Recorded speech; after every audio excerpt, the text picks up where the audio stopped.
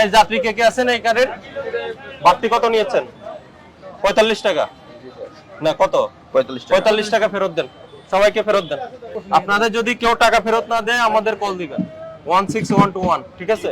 যে টাকাগুলো বাড়ছেন সেগুলো ফেরত দিবেন। আর এখন থেকে একদম ঈদের আগের দিন পর্যন্ত মনিটরিং হবে, কোনো বাড়তি ভাড়া নিতে পারবেন না। আপনারা কোথায় যাচ্ছেন? সোনাপুর। আপনি কাটছেন, টিকিট কাটছেন? দেখি টিকিটটা দেখি। দেখো সোনাপুর কোন দোকানটা আপনার? মাইজদি। মাইজদি মানে নোয়াখালী। দেখো তো, না রুট তো একটাই, গন্তব্য সোনাপুর। এই যে সোনাপুর। সোনাপুর।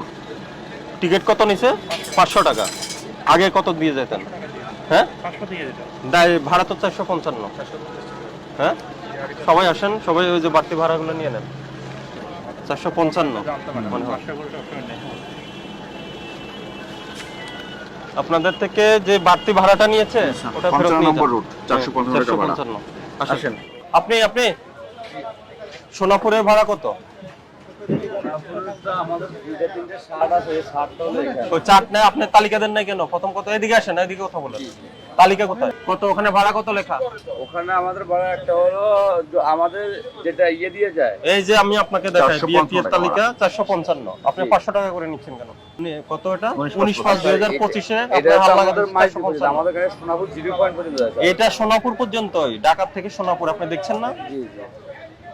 আর ভায়া হলো কুমিল্লা লাকসাম সমনি মাঝদি, ঠিক আছে? ওটা ভায়া।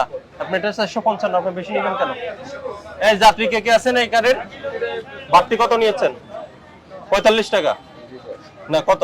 45 টাকা ফেরত দেন, সবাইকে ফেরত দেন, সবাইকে ফেরত দেন। আপনাকে 10,000 টাকা জরিমানা পরিশোধ করেন। আর এখন থেকে একদম ঈদের আগের দিন পর্যন্ত মনিটরিং হবে, কোনো বাড়তি ভাড়া নিতে পারবেন না, ঠিক আছে? আপনারা জানেন না এর আগে রমজানে আমরা মনিটরিং করছি, এই যে অনেককে জরিমানা করেছি। আপনার কি এসি না নন এসি? কত নিচ্ছেন ভাড়া?